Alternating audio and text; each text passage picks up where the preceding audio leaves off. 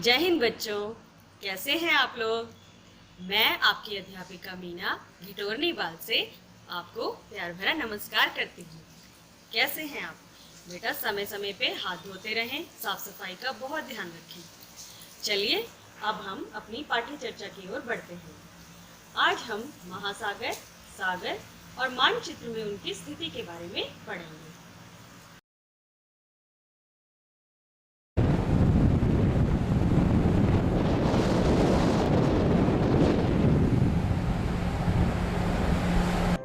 दोस्तों, सागर महासागरों से छोटे होते हैं। इसे ऐसे भी कहा जा सकता है कि महासागर सागर का एक बड़ा रूप है या फिर सागर महासागर का एक छोटा हिस्सा है। समुद्र या सागर असल में महासागर का वो हिस्सा होता है जो आंशिक रूप से जमीन से जुड़ा होता है।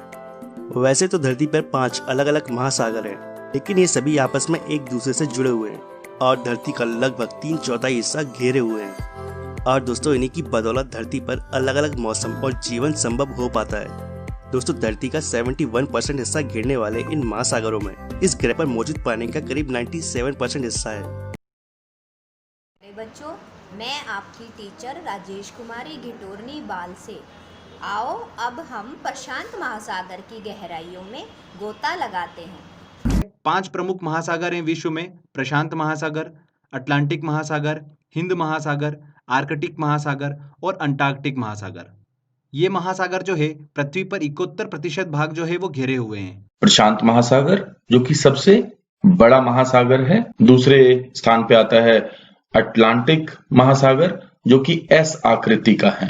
आप देखेंगे उत्तरी अमेरिका और यूरोप के बीच में है उत्तरी अटलांटिक, और दक्षिणी अमेरिका और अफ्रीका के बीच में है दक्षिणी अटलांटिक महासागर जो कि एस आकृति का है, अंग्रेजी के एस आकृति का। आर्कटिक बर्फ से ढका हुआ है, जमा हुआ है। और इसके अलावा एक हिंद महासागर जो कि ऑस्ट्रेलिया, अफ्रीका और एशिया के बीच का क्षेत्र है। अगर महासागर से आगे बढ़ें तो कुछ सागर महत्वपूर्ण हैं, जैसे कि तो देखिए, पश्चिम से पूर्व की ओर चलते हैं तो सबसे पहले आता है हमारा कैरिबियन सागर।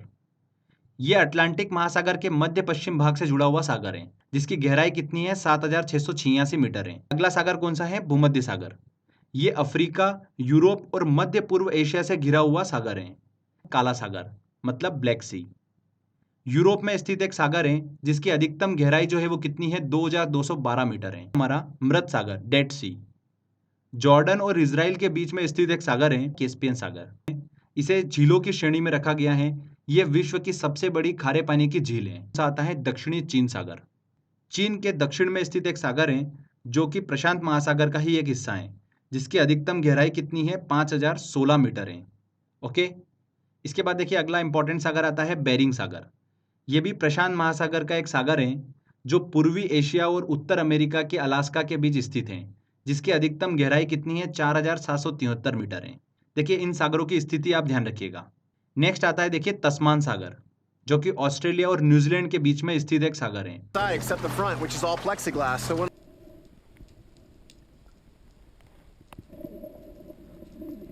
जब हमारी पृथ्वी का निर्माण हुआ था दोस्तों, हमारी पृथ्वी शुरुआत से ही एक नीला, सुंदर और सांस लेने वाला ग्रह नहीं था।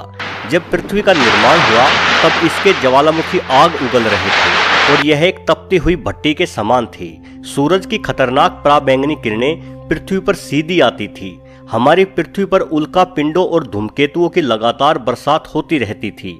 शुरुआत में हमारी पृथ्वी का कोई वातावरण भी नहीं था और देखने में ये नज़ारा कुछ नर्क जैसा ही प्रतीत होता होगा।